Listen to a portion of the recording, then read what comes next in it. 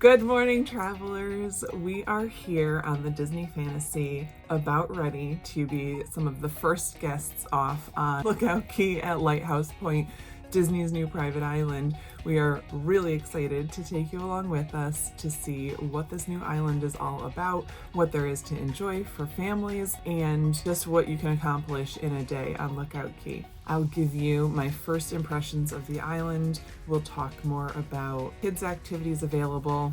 We're gonna check out the lunch that's included in your cruise fare. Disney has promised that they want to uphold the cultural integrity of the island, so we'll see how that hits. And of course, we'll just check out the natural beauty of a beach day. So please join us as we step foot off of our Disney cruise and onto the island of Lookout Key. Hey, Bridget from the future here. Just one quick thing to clear up that I learned during the cruise. The name of the island is Eleuthera, and a portion of the island was purchased by Disney, so it's more like a private beach than a private island.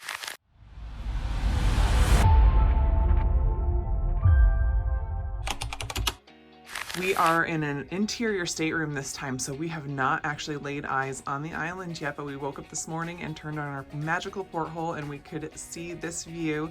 And if you look closely, you can see that pier that we're gonna have to walk across, which I've heard is a bit of a hike.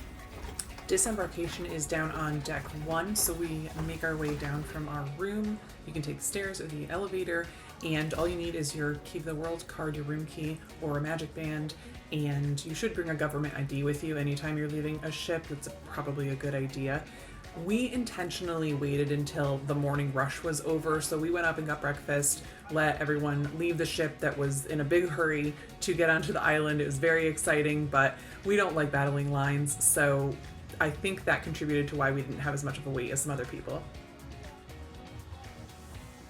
Wow, that is a long pier. This was the first time that passengers were setting foot on Lookout Key, and we figured it would be busy, and it was really nice to just kind of have a leisurely, quiet walk on the pier. So let's talk about this pier. It's gotten a little famous. It is definitely long. So this is something that I want moms to consider, dads to consider for their kids. If you are traveling with elderly people who maybe have mobility issues or someone who just needs more assistance, you'll need to talk to Disney on board ahead of time to arrange transportation. I know the cabanas get private transportation to the cabanas, but there are, and you'll see on our walk, some golf carts that go back and forth, and they can be arranged to take people that need them. We did get met about halfway down the pier with cold towels, which was a really nice surprise. So this was about 10 minutes into our walk, and we can talk stats. We measured this. I timed this on my Apple Watch, and the walk from the ship to the tram stop where the tram will pick you up was 0.63 miles. That ended up taking us about 20 minutes, I think 19-20 minutes. And we were walking at a leisurely pace. It was very hot, very sunny. There's no shade to be found on that pier yet. And there are also no benches to stop and take a seat at if you need one. So we did end up seeing some wagons and strollers throughout our time there. There were none to be found at the ship to walk over the pier with. So I don't know what the process is or if Disney's going to get more of these, but I am anticipating that Disney's going to come up with a better solution because this was not working for a lot of people. Anybody with mobility issues, disabilities, just families with small kids, which was kind of weird because that's the target audience. But like I said, I'm going to give you my honest first impressions, and I'm sure things will continue to improve. Okay, hot tip, if you want a fantastic picture, get to the end of the pier at Lookout Key and turn around, and you can get one with the ship in the background. You can take it yourself, and at one point they did have a Disney photographer out there taking pictures. So we have arrived. We are at the entry to Lookout Key. You will walk through a security pavilion. It's the same place you'll walk out through. So on the way in, there were not any metal detectors set up or security. It was all there for on the way back. And as soon as you get through security, you can really start seeing the beauty of the island come to life.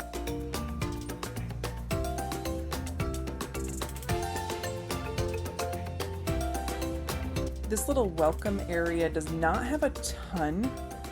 You can pick up a couple things at the First Chance, Last Chance shop. This is going to be where you pick up the tram. Just a few steps further, you'll see there's a little bit of artwork, but there's really not a ton going on. If you happen to get a family cabana, this is the area the cabanas are in. Everything else that you will be using, eating at, drinking at, is a tram ride away. Now, the little kiosk shop in this area does have some Lookout Key merchandise, as well as some last minute things you might need, like sunscreen.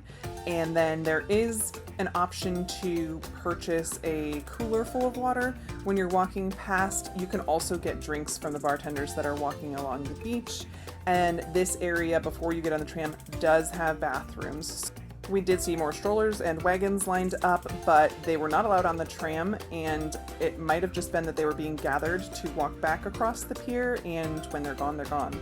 This poor mom argued for 5 minutes to be able to take this wagon on the tram on the way back to the ship so that her poor kids could have a ride back to the pier. Maybe this will be the fix in the future. Moving on from the pier drama, we made our way to the tram station. It is shaded. We didn't ever wait more than a minute or two for a tram to show up, and I know other people waited 15, 20 minutes. I think that was just during busier times. The tram ride took about 10 minutes. It's giving living with the land. There are even signs for some of the plants.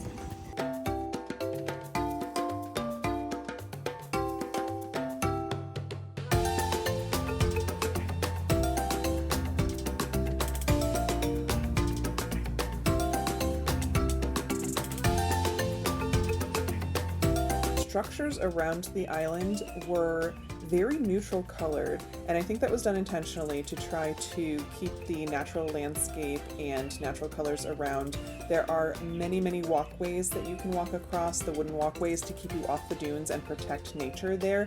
And then when you get down to the beach, there's a little bit more color with the umbrellas that are there, but overall, most of it was a lot more natural looking and a lot less color than I'm used to seeing on cruise lines' private islands, and I don't think that that's necessarily a bad thing. Now, stepping down from the stairs, the walkways and everything is where the island really shines, and this is where Lookout Key has my heart, because the water here is the cleanest, clearest water that I have ever seen on any island. It was like being in a pool how clear the water was.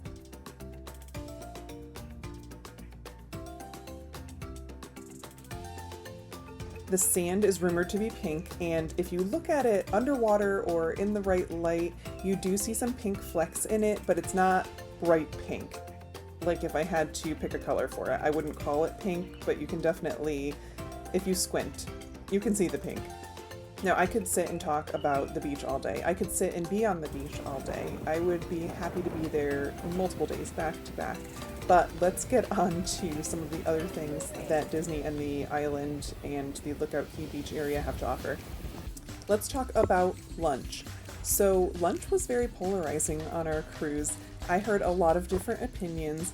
I honestly had a very good experience with lunch. I really don't have any complaints. I think they actually offered more food than many of the other private island experiences I've had on other cruise lines, and I think this was as good as or better than what's offered on Castaway Cay. I had a really good chicken sandwich. They have the typical kids food: hot dogs, hamburgers, chicken tenders, french fries. We basically waited in line probably about 5 to 10 minutes before we got to the front of the line, and I think that will probably smooth out over time. There wasn't great signage, but there are 3 different places to eat on the island, and one of them is an adults only barbecue.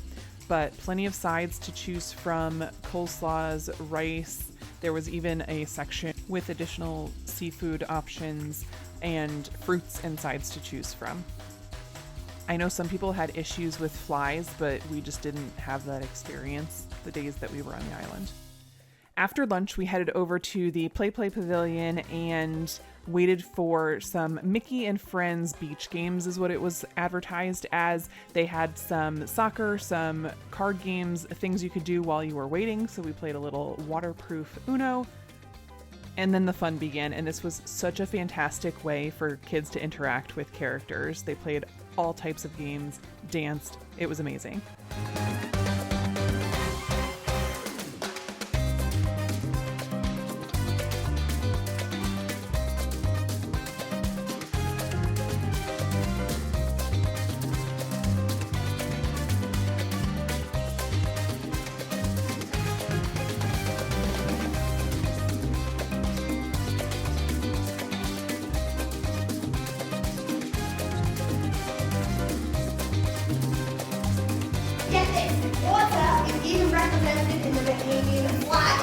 beautiful aquamarine colors.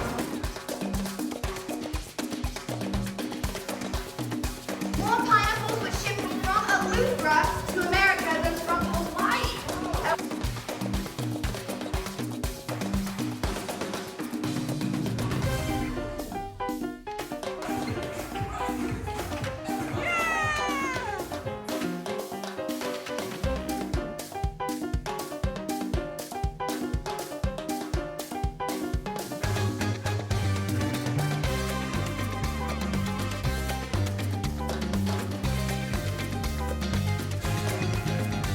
If you're looking for somewhere to check your kids into kids camp, there is Sebastian's Cove for that.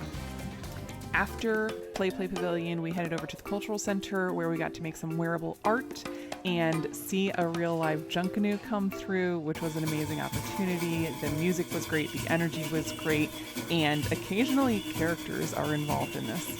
I don't know if that's an every time thing or if that was special because of it being an inaugural sailing, but either way, it's worth seeing.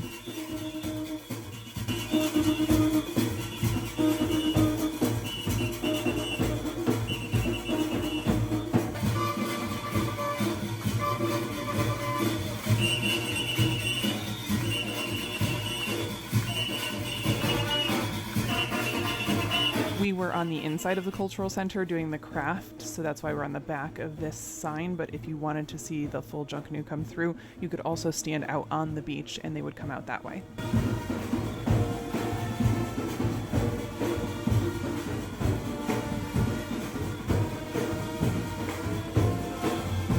Okay, on to possibly my favorite splash pad of all time, if you can even call it that.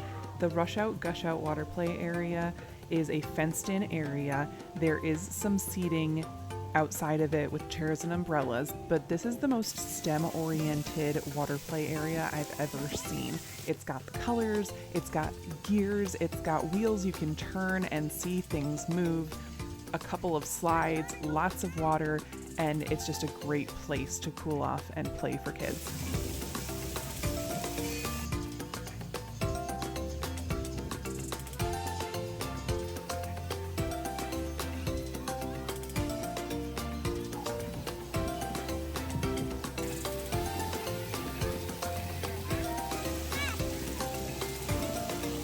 We were lucky enough on this sailing to have 2 full days at Lookout Cay, so we got to experience a lot more and had a lot of relaxing downtime, and there were still things that we didn't get to see. There are excursions you can do on the island. There's a lighthouse on the island that you can walk to. You can rent bikes and tour around, and I am very much looking forward to having the opportunity to get back here someday and see more of what Lighthouse Cay has to offer.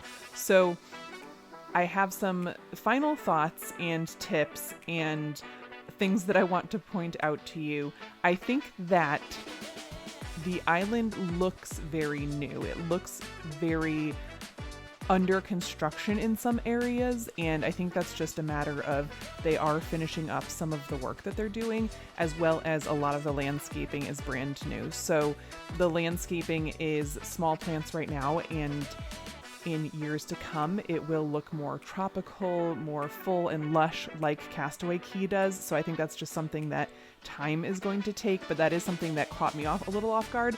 When we first got onto the island, I wasn't realizing how new it was going to feel. So for that reason, I like the aesthetic of Castaway Cay a little bit more right now, but Lighthouse Cay is still absolutely amazing.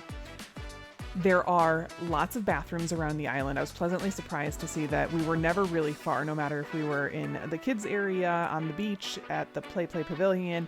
There were bathrooms around that were easy to find. I will point out that towels, there was one pickup and drop-off location. So if you don't get your towels before you walk all the way down the beach, you might not have towels for that trip, and that happened to us on our second day. We completely forgot to pick those up as we were getting off the ship. So there's not towel booths to pick up towels everywhere you go. Unlike Castaway Cay, Lighthouse Point does not have a designated snorkeling area. You can basically snorkel in the family beach area, and there's nothing like on Castaway Cay where there's, sunken Mickey statues or anything like that. It's more of a natural snorkeling experience. There's nowhere specifically roped off for snorkeling. That being said, we didn't feel crowded at any time, and while it was a challenge at times to find beach chairs and umbrellas right on the beach, there was plenty more seating. If you went up the stairs into like the dune area, there was a lot of seating and umbrellas available there if you couldn't find something right on the beach. As far as the complaints we heard or things that weren't perfect, I think that Disney is going to make every effort to improve this going forward, and the two big things I heard were that there were flies around the lunch areas and the food, and like I said, we didn't have that experience, but I know it happened for a lot of people, and I'm sure that's something that Disney will get under control as soon as possible, as well as the pier walk being long. I can't imagine that they're not going to find some type of solution for that, because it just is a difficult situation for anyone with mobility issues or little kids. But like I said, Lookout Cay had the most amazing beach and water that I have ever seen, from Hawaii to the Caribbean, and it's somewhere that I very much look forward to getting back to. If I had to pick right now, I would probably choose to still go to Castaway Cay over Lookout Cay at this point, maybe until it's just a little more established and the kinks are worked out a little bit, but I would have no hesitation in getting back on a Disney cruise that stopped at Lookout Cay, or better yet, both islands. I would just definitely recommend packing light and having this be somewhere you go and enjoy the sand, enjoy the beach, enjoy what is there and what is offered, without dragging beach toys and big floats and all kinds of things with you, because it's just going to be hard to get over the pier with all of that stuff, and honestly, you just don't need it. I hope you've enjoyed coming along with us to Lookout Cay at Lighthouse Point, and I hope that if you want to, you get to experience it someday, and that this will hold you over in the meantime. Thank you so much for watching. Safe travels, everyone.